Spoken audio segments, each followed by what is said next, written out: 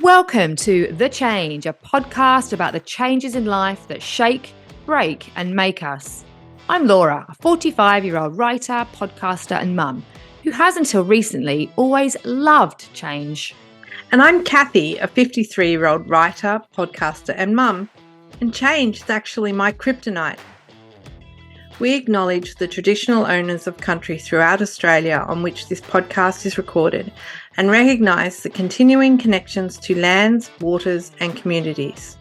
We pay our respects to Aboriginal and Torres Strait Islander cultures and elders past and present. Hi Cathy, how are you? I'm really good. How are you? I am great, thank you. I'm very excited for today's guest. Tell me. I'm just going to tell you who we've got. We've got Steph de Sousa. She's a chef, an author, and a social media superstar with close to 2 million followers across Instagram. I know, TikTok and Facebook, and it continues to grow. I mean, we can only dream of those sorts of numbers. Yeah, I know. She's a proper celebrity. She loves nothing more than sharing her passion for frugal, flavoursome and delicious food with her followers. Many of you will know her after her successful stint on season 11 of MasterChef in 2019. She's also a mum of 4. She has a background in hairdressing and also worked in HR for a period. But she always knew that cooking was her true calling. Steph's freestyle creative homestyle cooking on MasterChef won her countless fans. This year, the super stylish Steph, known for her very strong specs and earrings game, achieved another milestone with the publication of her first cookbook, Air Fryer Queen, aiming to empower others with accessible recipes that showcase her innovative approach to cooking. Her socials make us both very hungry and yet inspired. Please welcome the legendary Steph de Sousa. Hi, Steph. How are you going? We are so excited to have you on. So excited. Thank you. It's nice to be here. Before we jump into the questions, can you give us a bit of an update on your health? How are you going? We are interviewing you just after you've been in hospital. We all saw that on your Instas and, the socials. And how are you going? Yeah, good. I'm getting better. It's just one of those things that just takes time. It's called vestibular neuritis, and it's basically a virus, so just random, like a cold or a flu. So it's just a virus, and I just happen to be the lucky one to get it. Yay. And it just means that I feel like I'm on a boat kind of swaying all the time. And if I move suddenly, then the boat goes to like cyclonic kind of conditions and I rock badly. But I'm lucky. I'll get better. It's just a little bit of time, a little bit of physio, things like that. But it's pretty frustrating because I've gone from being like fiercely independent, like I'm so independent. It's not funny. I don't ask anybody for help. I do everything myself. To not even being able to drive. So, yeah. Oh, no. It's independence. Yeah, that's hard. Well, we're glad you're getting better. I empathise with the lack of independence and around not having a driver's licence. I had a mental health breakdown, very different to what you are going through. But as part of that, I couldn't use the left-hand side of my body. And as part of that, I couldn't drive. So I didn't have a driver's license for close to 18 months, I think it was. That is a long time. And then because it was given up for medical reasons, and I don't remember it, and I don't imagine that I was giving it up willingly. I imagine they, prize it out of my cold, dead hand. Yeah. But because it was given up for medical reasons, I now have the fun thing of every year I have to go and get a medical with my GP to keep my driver's license, to keep my independence. But you know what? If that's what I've got to do to keep my driver's license, I just make an appointment. There should be a way to be able to go, right, I'm good now. Like it should last forever, unless it's an ongoing disability. No, it's not an ongoing disability, but it's near impossible to get a medical off your driving file once it's on there. Yeah. So, yeah. You know what I really want to do? I want to go to bloody Kmart. I want to go to Kmart. And I'll drive you to Kmart, Steph. Laura I love Kmart too. Laura can come pick you up. There you go. Yeah. We'll sort out your social life. We'll talk after. Yeah, we'll set up a date for you. So now we've got the health stuff out of the way and we know you're going to be okay, which is very good to hear. Hopefully by the time that everybody's listening to this, you're back driving and all the rest of it. Yeah, I'm sure it will be. It's pretty quick. You are really well known for our Aussie audience anyway, to your pretty successful stint on MasterChef in season 11, which was 2019. Is that right? It's like a lifetime ago. Yeah. Wild how years just fly. 5 years, yeah, crazy. Can you tell us a little bit about the experience of like being on MasterChef and what you learnt through yourself in that process? I know I saw a little clip last night, and it must have been the episode where you were leaving. Yeah, well, leaving, like, no, they call it elimination. It's I know, but I know that's pretty brutal. But it must have been that, because you were talking about how you had learnt a lot about yourself, and it was beautiful. And if you could just share that with us, that would be great. Yeah, sure. The thing I learned the most about being on MasterChef was being my authentic self. When you're in front of the camera for so long, like, I mean, sometimes I'm talking 15-hour days, you know, Wow. chef filming. Like when there's 24 contestants, that obviously drops down as the contestants drop down. But in the beginning, some of those tastings can take 4 hours when there's 24 dishes to taste, like a long time. So when you're in front of the camera for that long, it's pretty hard to fake it, right? Because you just can't. You just have to be your authentic self. You can't put it on. One thing that I learned during that period of time was that my authentic self was okay. When I'm at home, I'm not who I am when I'm there, when I'm on my own. At home, I'm a mum. At that time, I was a mum to kids that were in their early 20s, to teen, and to, I think Noel was like 8 or 9 then. So, like, I had all these different personas. I was a wife and I was a public servant. Like, I had all these different hats on. But when I was at MasterChef, I was literally just being me and the thing that I loved the most, which was cooking. So, first of all, I got to know who that person was, because I didn't really know who that person was, because I have been a mum since I was 21. Wow. And I'm now 51. So, you know, like, that's a long time to be something other than what you are on your own. So that was probably the biggest thing that I learned, I think. And that was very life-changing for me. And so when you say you were a public servant, what was that like a admin clerk? You weren't chefing? You can't be a professional cook, chef, to get on MasterChef. You have to be an amateur. No, I was a HR specialist for the Department of Human Services, so Centrelink, Medicare, you know, all those kind of departments. Yeah, I used to always say, like, that job was eating my soul. Like, it just wasn't. There was no creativity. It was just I was just not who I needed to be in that role. Can you tell us a little bit about the audition process? Because you're based in Newcastle, correct? Yeah. And it's filmed in Melbourne, yeah? Is that right? Yeah.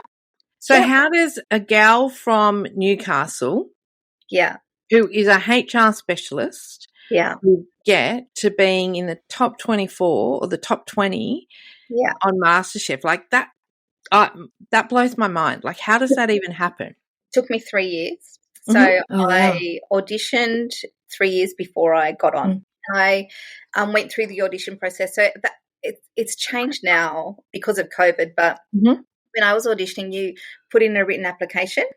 From that, you were invited to go to an audition. And the first audition was you were in a room of about 15 other applicants, and you had to cook a mystery box, and they had all the ingredients. So you had to cook.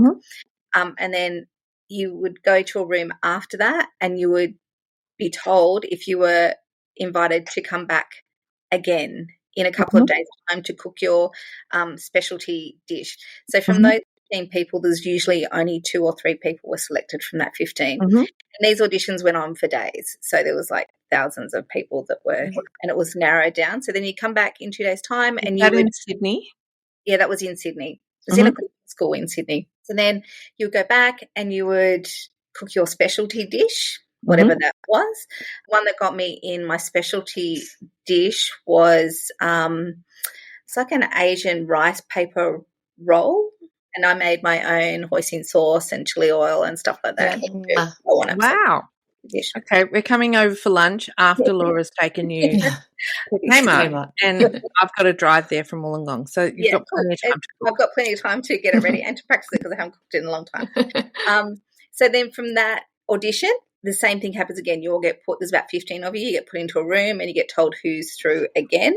So usually only, 1, 2 or 3 people, depending on who gets through. And then straight after that, you fill out all of these psychological assessments and personality assessments and things. You have an interview with a psychologist. Wow. You have an interview with the executive producer and someone from Channel 10, and there was 3 people kind of on a panel. And then you go away and you wait. So you kind of shortlisted from there, and you wait because then they have to do every state, and then they kind of they say, now it's like putting the jigsaw puzzle together. They need personalities, and they need different types of cooks and different socioeconomic or demographics, all that kind of stuff. So they're kind of putting a TV show to get together. So we've established cook, now we just need to put a TV show together. Wow. And did they contact you after the 2 times you didn't get in, and the 3rd time, was that you just going back through the same process, or did they reach out? No, oh wow. Okay. The same process. Yeah. God, you must have really wanted it. I can't imagine. It must have been hard self-esteem wise. Did you feel okay after you must have learned to deal with a bit of rejection there? Yeah, I mean, I was disappointed. I think the first time I was disappointed. It was like, but I couldn't believe I'd gotten that far. Like, I was actually really shocked. So that just made me more determined. So the next year when I didn't get in, then I was disappointed because I felt like I was so much better. I'd really practiced. I'd really honed my skills. I was really disappointed. And the 3rd year, it was like, this is it. If I don't get in this year, I'm done. I mean, I wouldn't have been, but I said that. Like, you had family, you had 4 kids, you had a job. Yeah, exactly. How do you juggle all of that? Like, obviously the family, they were all on board with you going, and 6 months I was gone. Right. So, so the family needs to really be on board, right? Like, they really need to be like, we're behind you in this. Yeah, and your community. Like, it wasn't just my family, like there was other people, like my next door neighbour, Vic, she came once a week and cleaned my house for me. Like, while I was amazing. Out, bless her. And a friend, Rachel, who just set up the spare room for Noah. So when Nev couldn't have him or one of the kids or whatever, like, he would just go and stay there. And, just people like that were just around and just supported so I could do it was amazing. Yeah, it is amazing. Just even the pure logistics of it is amazing. And then, the fact that you did so brilliantly on the TV show. And what do you think it was, you're so, you've spoken about being your authentic self. Do you think that was helpful in the kind of, then the next phase of your career, which has obviously been your amazing social media, which we're going to come to, that really people have connected with you? It's not because... Yeah. Definitely. I think that's the secret. I mean, it took me a while to realise that after I came out of Steph, because I did like a few different things, and I kind of probably did what I thought people expected me to do on my socials when I came out of MasterChef. Like, I did you go to the events, and I posted about the restaurants that I was going to and stuff like that. And I tried to keep it, Instagram's like very aesthetic and, lovely and everybody's beautiful and all the rest. So I tried to do that, and I actually hated it, and it kind of really didn't, it just didn't really work for me. And then I got on TikTok, which we know is rogue, and you can do whatever you want on there. And I think because I was starting from scratch, I kind of knew my MasterChef background and kind of no expectations. So I kind of just really honed that authentic side of me and did what I wanted to do there, and that gave me the confidence to bring it over to the shiny platform. People liked it on there too.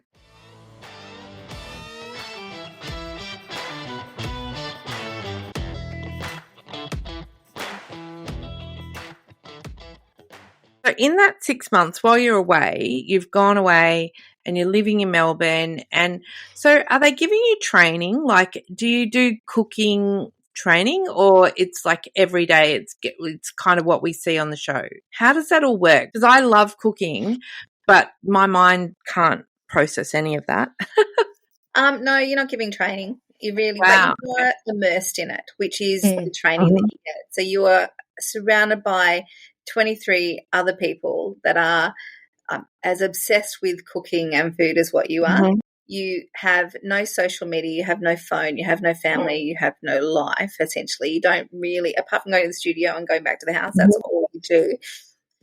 So you are like immersed in your cookbooks and you are cooking dinner for other foodies, and you do get practice time in the kitchen, but there wasn't a lot. So there's just a lot of reading and consuming and talking. So that's how you come up with the recipes, is it? Because like obviously they go, right, you've got the mystery box and you've just got to run off and you've got to create something. But you've spent like a couple of days immersed in recipe books and kind of you're like, oh, okay, I've got these 10 ingredients. I saw something that I could tweak that make my own sort of thing. That's exactly what I think. And you grow as time goes on, and you watch people. I don't know. Last night was the finale of MasterChef on Channel 10, and you just watch how much they've changed between the first episodes and where they are now. You just see this, just being smothered in it just helps you grow. And are you still a fan? It took me about 3 years to watch it again because there was a little bit of trauma.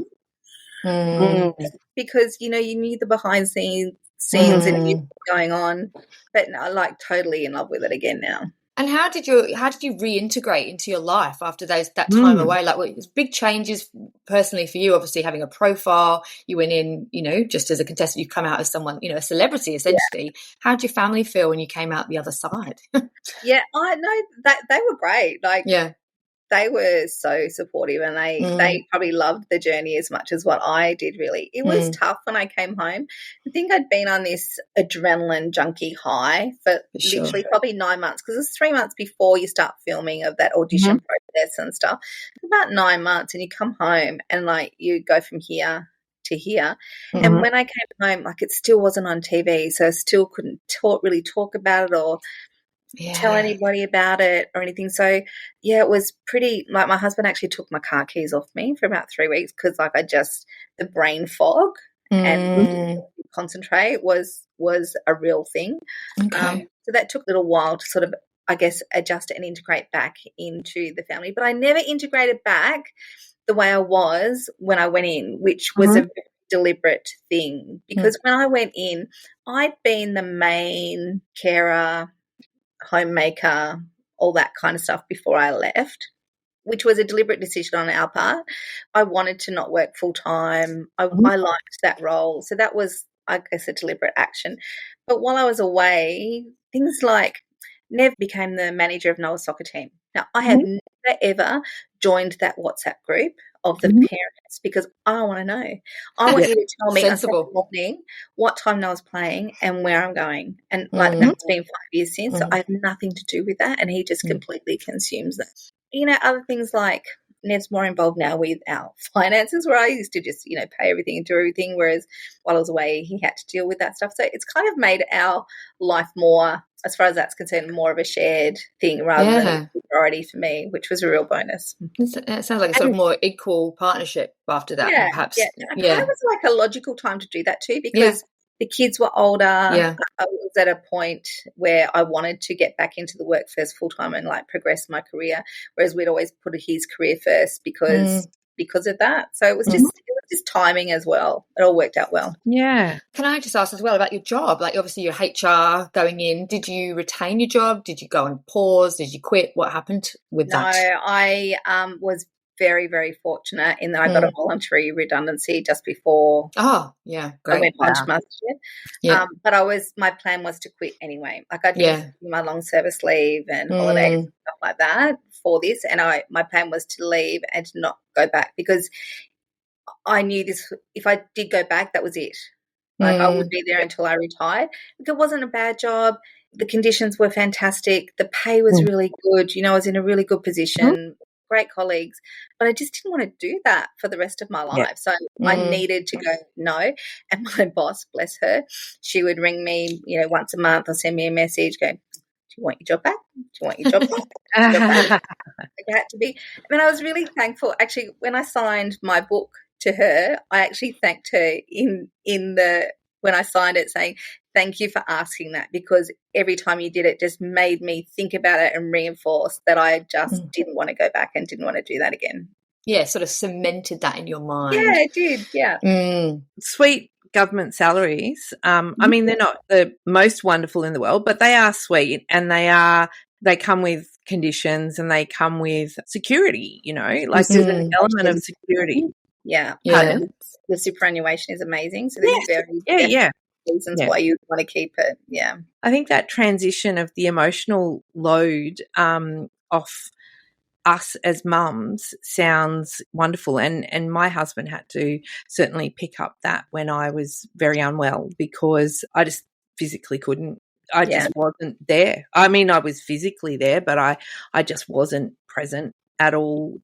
So he had to step up, and I think sometimes it's a good thing. I would never advocate anyone go through what I went through for that to happen, but I do think it's nice to have someone to be able to hand that emotional and mental load off to sometimes. And yeah, I agree. But I think we do it to ourselves, taking Yeah. we do. Well, I definitely did it to I myself. did. Yeah. Like I took it all on willingly, controlled it all and managed it because it was kind of the easier option. Mm-hmm. But once you do hand it over, you realize it's actually not. That's so true. And it's brave to kind of go, no, I'm all in here. This is where I'm going. I'm going down the cooking line now, and I'm going to move away from my, secure job and have a go at this, which you have done. Yeah. I mean, that also was a family decision because it meant essentially our income halved.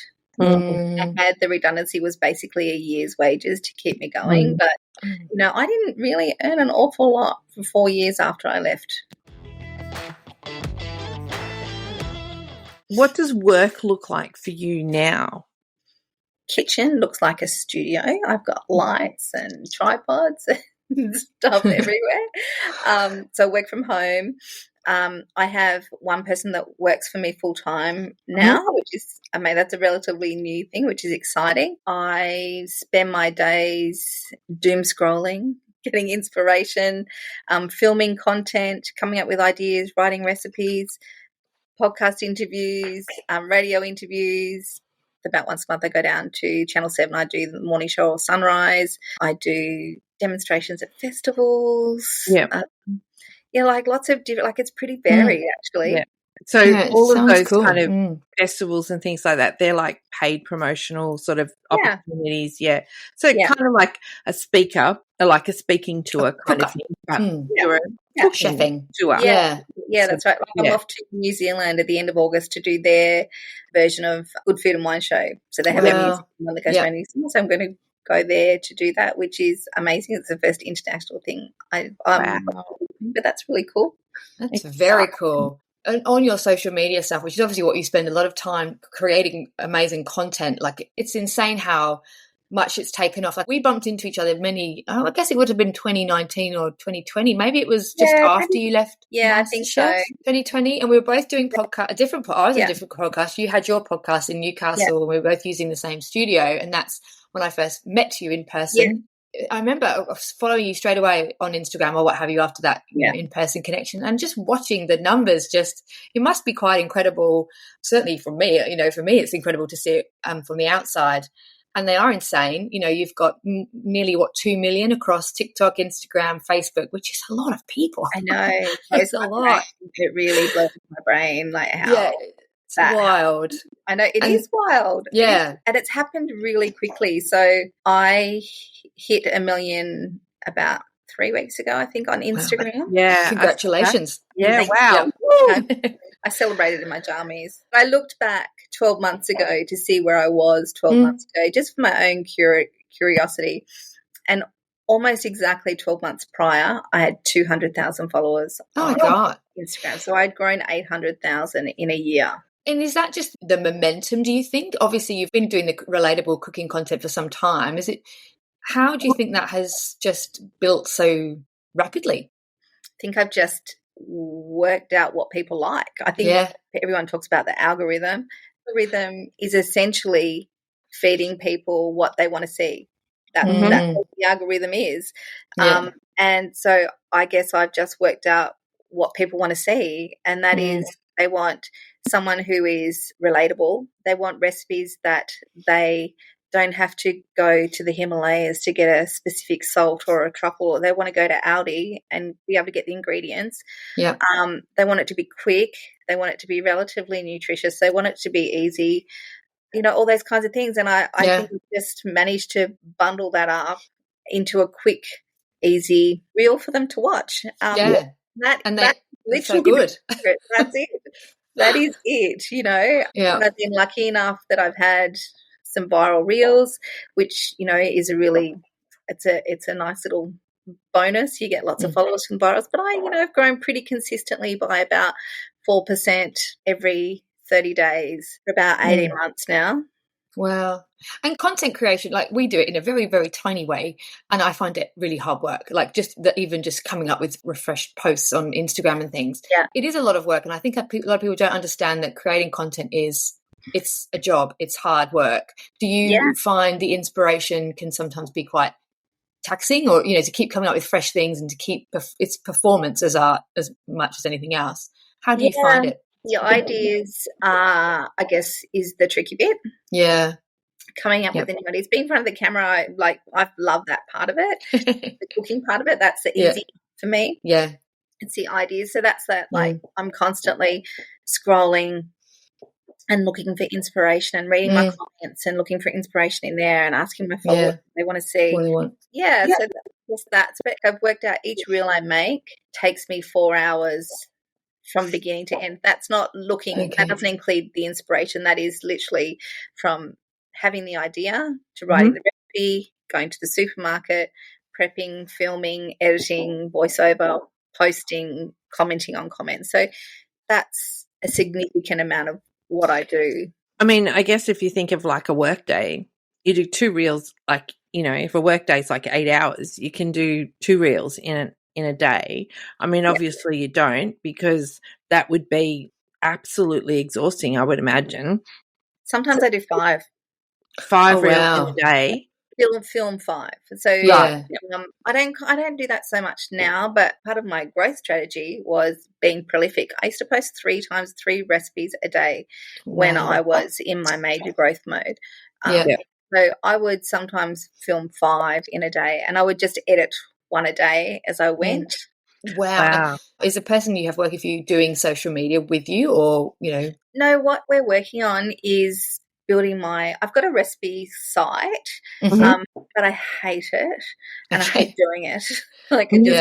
I just hate anything to do with the website. I hate it because it's technical, and that's just not who I am. She is basically trying to get all of my recipes onto my website, and there's probably about between 500 and 700 recipes I've got. Wow. And she's creating a filing system for me because all my stuff, because I'm the only one that knows where anything is. So she's creating systems for my content, getting it on the website, and doing all the SEO and all that kind of stuff. And that we're essentially working towards another income stream that isn't dependent on social media. So you could be like a subscriber to the website, and you can get access to some, some might be free and some might be subscription based or whatever. At this stage, everything will be free, and we've enabled ads on the website. So there's a little bit of income from there, but not much at the moment because there's not a lot of traffic. I'm not really pushing many people there at the moment because we're still building, in the process of building. I think there's only about 30 recipes on there. But what we will eventually do is really push people towards there to get the recipes, because at the moment I get so many DMs saying, "Oh, you posted a recipe for blah blah blah, and I can't find it." I go, "Yeah, me neither. I can't find it either." Very in the abyss. So I can understand that. That's that's so true. Yeah. I want to get people to be able to access it. And then also what we're working towards, like it's one step at a time, is a subscription which will be focused on like a $20 meal plan. So you will be a certain amount of recipes that you'll be given every week that will be based on his dinner for $20. You can book that. There'll be a menu plan, a shopping list, all that kind of stuff. Sounds great. Just like on all of your recipes and everything, your book, let's talk about what was it called? Air Fryer Queen. I know, great name. I love it. Loved it. It was such a great name. Awesome. And I did see it come out. I blinked and I missed it, and it's gone. It's not available. Very much underestimated how many people wanted the book. When I signed the deal with my publisher, and when you sign a deal with the publisher, you sign, part of the deal is how many copies you're going to print. So when I signed, I had about, I think I was 300,000 followers when I signed that deal, because it takes a while to write a book. So like my following grew so significantly in that time that when we got it, it pretty much sold out in about 3 weeks. So it's about to hit the shelves again. Like, I think Yay! almost have landed. Like any day now it'll land in Australia and it'll be back on the shelf. Thank goodness. Fantastic. Excellent. That's exciting because we're on our second air fryer. I said to the kids, like when we got the first one, I don't think we had it at our old house. We moved here and we just got one, like a small cheap one from Woolies at the time because it was available, and it was $40. And I was like, oh, wow. I'm not spending any more than this on an air fryer for another device, like another appliance. I want to make sure I'm going to use it. I did the same thing. I bought a Kmart one, was my first one, for $50. Yeah. Good idea. So we got that, and turns out, even though it lived in the cupboard, we got it out every single day because it was became more used than our microwave. And I would say that my microwave, who says that? Isn't there's some I don't know. Nutella? Microwave. Microwave. That was my most used appliance when my kids were little because I would, like everything. All the veggies in there, you could, all the rest of it. And then we got the air fryer, and then that became my most used appliance, and then it died. But we had probably used it every single day for 3 years, I reckon, 3.5 years. So it was the best $40 I'd ever spent. No, it was amazing. Like the investment, $40 investment. So I said to my husband, all right, we need to get another one because it didn't die, but it just wasn't heating up as much. Like it was taking a bit longer to cook things than it was in the beginning. Yeah. So I was like, all right, Black Christmas sale, whatever, Boxing Day sales or whatever they are. I'm like, they're coming. We're going to get a big one. So we got one of the big double air fryer. Double drawer ones. Yeah, double drawer. Yeah, so we've got one of those, and I was so excited about the air fryer cookbook because I was like, this is specifically for what we've got, and now I can't probably get a copy of it. Anyway. No, it's right. It's coming. It's coming. You'll be able to get it. It's coming. Definitely. And it's pretty because it's pink. I know. It's so pretty. I know. Yeah. I'm just so happy with it. I remember I was showing my mum the photos as we were taking them when we were doing the book shoot. And then when the book came out, she was, oh, they're lovely, they're great. And then when the book came out, she goes to me, oh, it's actually really beautiful. I was really worried it's going to be tacky. No, it's There's a lot of colour on there, and there's a lot of not a noise, I guess, but I just love it. That's your personality, right? So, why would you come up with a beige cookbook if and that it really stands out on the shelf? Yeah, really does. Gorge. But I'm about to sign my contract for my second book, so there'll be another one, which is exciting. So good. So what will that be, air fryer or? Okay, it's going to be one pan dinner. So there's going to be a chapter fantastic. One pan on the cooktop. Yeah. And then another chapter on one pan, like tray bakes in the oven. Oh, I love a tray bake. Oh, That's my favourite. Tray bake. And then one chapter on slow cooker. Amazing. Oh, awesome. Yeah. So with slow cookers, quick question, side note, my slow cooker got broken when we moved house. So we bought a pressure cooker because I was just the disorganisation, the chaos, and I was back at work full time, and it meant that I just had to be so much more organised to use the slow cooker because I had to get it in the morning, which is fine if you've organised. Yeah. And then my best friend said, no, grab the pressure cooker because you can use that. But is there a cheap way to kind of adjust the timing from a slow cooker to a pressure cooker, or is there totally different cooking styles? Totally. Well, yes and no. They kind of have the same result, but just do it in a different way. So pressure cooker actually works with major pressure and steam, whereas the slow cooker also works with steam but at a lower temperature. And without the pressure. So they're kind of almost exactly the same result, but just a different pathway. Yeah, pathway. I think from memory, for every hour of cooking, it's about 15 minutes on high in the cooker. Okay, cool. Okay. Yeah. That's so that's if you were going to cook it on the stovetop or in the oven. So Mhm. you know how the slow cooker recipe you put on for 8 hours. Yep. You wouldn't put it in the pressure cooker for No. every hour. But like it kind of depends on how big the piece of meat is and stuff like that. But yeah, it's like if you Google, you'll be there's charts and things. Yeah. But I, as a general, about 15 minutes for every hour. Yeah, sure. Excellent. Cool. Yeah, And very cool. do you have a favourite recipe, which is probably like picking your favourite kid, but do you have a favourite? Like, I don't have a favourite recipe, but I have favourite pieces of content, I guess, that I've posted, which are recipes, I guess, which is kind of the same thing. I have two, and they're both sweets. One is my 5-minute cookies, chocolate chip cookies. I love that piece of content because it's just such a great result. It's so quick and easy, and people just love it. Like it's just you want to make your own cookies. It's just a perfect scenario.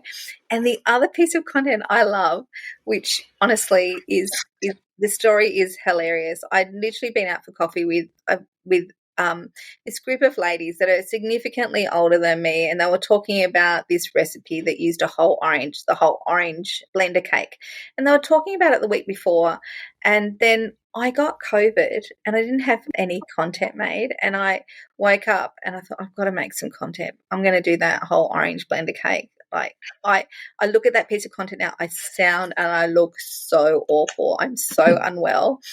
And it is my most viral video ever, which is fascinating. I look at my hair and I go, oh my God, what happened there? That's just bizarre. COVID hair. Yeah, I know, COVID, but it's been the most popular because it's just throw everything in a blender and you get a cake, and it's just brilliant. And I just love that concept that anybody can make something. Yeah. You just need to throw it all together and you get a result. Oh, that's the best. I love some of your recipes. I've made like the tuna ones with the corn, and you just throw everything in. Yeah. I was looking at what was one I saw the other day that I was like, oh, I'm going to make that. The salmon one. I saw a gnocchi cream and so delicious, so much. Yeah, that's cool. And you pour the cream in first. Oh and my then God, that sounds cream and the cheese and the spinach and the gnocchi, and it's all in one. And yeah, so good. They're the ones I just love because I don't have an air fryer. I'm clearly in the minority there. You need to get one. I just do. I need $40 to get one. Yeah. Just buy one. Yeah.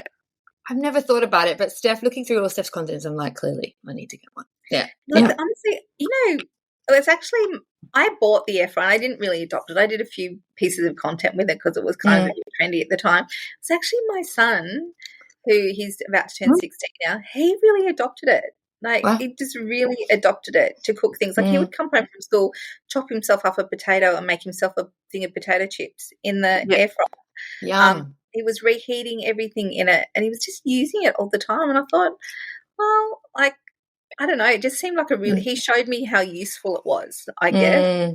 Yeah. It was my kids. I've got to be honest. Like, it wasn't me. It was my kids that were using it all the time. Yeah. And so that made me think, oh, hang on. And then, we decided to go for the bigger one, and that lives on the bench, right? So we reorganised everything because you can't move it in and out. It's the big one, No.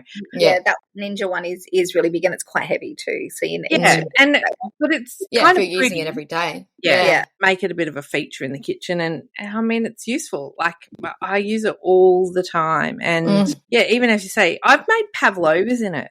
Like you can literally do anything in it. Wow, yeah, it's crazy. I got one for my daughter she lives in Darwin. When I went to visit her, and she goes, I've eaten more vegetables since I've had my air fryer because I can just roast my vegetables so easily. So it's really interesting how it impacts people in a different way because she lives on her own. So she's not going to turn the oven on and make a big thing of roast vegetables for a dinner, but she can throw them in the air fryer and she's quite happy to do it. Yeah. I boiled an egg. Well, I didn't boil an egg, obviously. I air fried an egg. But how good is that? Yeah, no, you just pop it in, low heat, 10 minutes, come back, and they're perfect. Like they're exactly – the white is fully cooked, and I can't do googie eggs that the white is not cooked. And the yolk is still runny a little bit, and it's perfect. You just got to find the right timing for your perfect egg. You found it. You just never need to deviate. You just need to just stick to that. And you just drop it in there and walk away, 10 minutes, come back, done. And, you know, have your shower or whatever in the morning and come back. What I love about the air fryer is that it's set and forget, a bit like the slow cooker. Whereas the oven, you've got to keep coming back and check it and turn things over and, you know, twist it around in the oven so the front cooks as the back. Whereas the air fryer, you don't need to do any of that. It's literally just put it in and walk away. Yet? Have we sold you? Are you going to get an air fryer today? Yeah, I reckon I might have to. I feel, maybe not today, but I feel like it's coming soon. At the moment. Oh, yeah, I know. Well, yes. No time to waste. Aldi Centre aisle. I mean, while we're talking about Aldi, do you have like a favourite Aldi Centre aisle or, you know, like, I mean, there's always the most random things in there, but sometimes there are like incredibly useful things as well. Is there a favourite that you've come across so far up until in the now? centre aisle? I love their pots and pans. Anything, really. Oh, pots and pans. Like, I have got the most amazing pots and pans from that central aisle. They're incredible. I've got like the big 4 or 5 inches deep and it's round with 2 handles and it's got a lid. Yep. It's like an imitation of the Le Creuset pots, you know. Yeah, they're amazing. They're so good. But I'm always buying stuff out of the middle aisle. And my husband the other day, like everyone, like one of those gun massager things. And we got that this week from the centre aisle. Sheets, fabulous.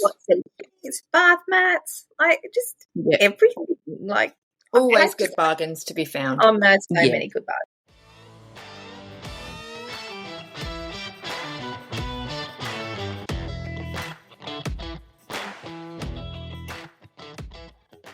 Are there any changes, big or small, that you still want to make in your life? Look, I feel like this recent health issues I've had, one thing that when I was in hospital, I said to my husband, you wait till I'm better. We are going to get healthier. We're going to get fitter. We're going to get stronger. I just all of a sudden felt very vulnerable in my age. And I know I'm only 51, but my mum is 83 and my God, that woman is unbelievable. She still mows her lawn. She still maintains her house, like 4 bedrooms, up and down stairs, 3 bathrooms, exercise classes in the park. Like she's honestly amazing. And I don't feel like I'm on that path and I need to be on that path. So that's probably one of the big things of late that I feel like I need to change and I want to change. Fair enough. And I guess leading on from that change, you know, which is a big change, you know, like getting healthy. And it's not about getting skinny or any of those things. It's about being healthy and strong and healthy, mobile and strong and setting yourself up for the next stages of our lives. Is that like nails when we need to do that? That's right. Absolutely, 100%. So our podcast is called The Change, which is in part a little reference to the midlife experience of all women, perimenopause/menopause. So what we want to know is, what is your experience of or feelings toward the change? I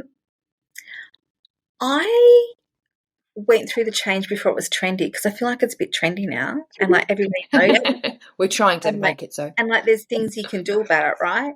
But I actually went through it without even knowing that I was going through it. I literally just thought that I was just a psychotic, irritated bitch from hell that just sweated all the time and was cranky and my body hurt. Like that was my experience of going through menopause. I was on antidepressants. I had lots going on in my life as well, but you know, I'm sure that was most of it was to do with going through menopause. I'd had my tubes tied and I'd had an ablation done very early on after my last child, so I really hadn't had a regular period for a really long time, if any. So that was, you know, that's kind of the key sign for people to know they're going through menopause, right? Well, that wasn't a sign for me, so I come through it without really knowing that I was going through it. I just love the fact that it's out there and everybody's talking about it now, and that there's things that, like, I just think, oh my God, what HR could have done for HR therapy could have done for me. Like it would have you can still go on it, and there's a lot of people, a lot of doctors that would advocate you still jumping on it, even if it's been, 2, 3, 10 years post, because it has such good benefits. Yeah, I'm just trying to find the right, because I still have all my bits, it's the progesterone not making you feel a bit crazy, and crap, that kind of stuff. Absolutely. I'm a 100% a believer in it. I think it's a great idea. Yeah, and it's a tricky pathway and balancing act for all of us, I think. So everyone's different, but yeah. Yeah, and fingers crossed that you find your balance and find your wellness, and we can't wait for the next book. Yes, and to get a copy of this book and my air fryer together. She was just amazing. So wonderful. Yeah. So good to talk to her. And also, I just feel hungry. Just looking at her face just makes me think some kind of I think of her socials and her beautiful glasses and earrings, and I just want to go cook something delicious. Yes. Oh my goodness. And I can't wait for Air Fryer Queen to hit the shelves again. Yeah. And I will be running, not walking to the shop. To get that, yeah. Yes. And I need to get one. You absolutely do. And I'm not sure that there's a lot that we can really say that Steph didn't say. No, she's very relatable, and I think that is what won her all those followers and fans after MasterChef, because obviously there's been hundreds of contestants that have gone on MasterChef and very few have gone on to be as successful as Steph has been. And like I said, that the climb of the numbers for her has been it's been stratospheric, really, and even as she said, only in the last year. So that's incredible, and it's because she's so good. She is genuinely so good. If you're not following Steph, get on it. Yeah, it was great to chat to her and hear about her life as a TV star / social media guru and chef. And meanwhile, Laura and I will run away and try and be more consistent on our social media game. It's giving me that. Yeah, we need to find that algorithm for us, Kathy. Yeah. Thanks for listening to The Change, a fully independent podcast. Whether you're seeking inspiration, curious about change, or just here for the great banter, we'd love you to make The Change your new go-to podcast. And even better, send us your voice notes or questions about change. We'll use them on the show. Email us at changepod2023@gmail.com or DM us on Instagram at _change_pod. Find us wherever you get your podcasts.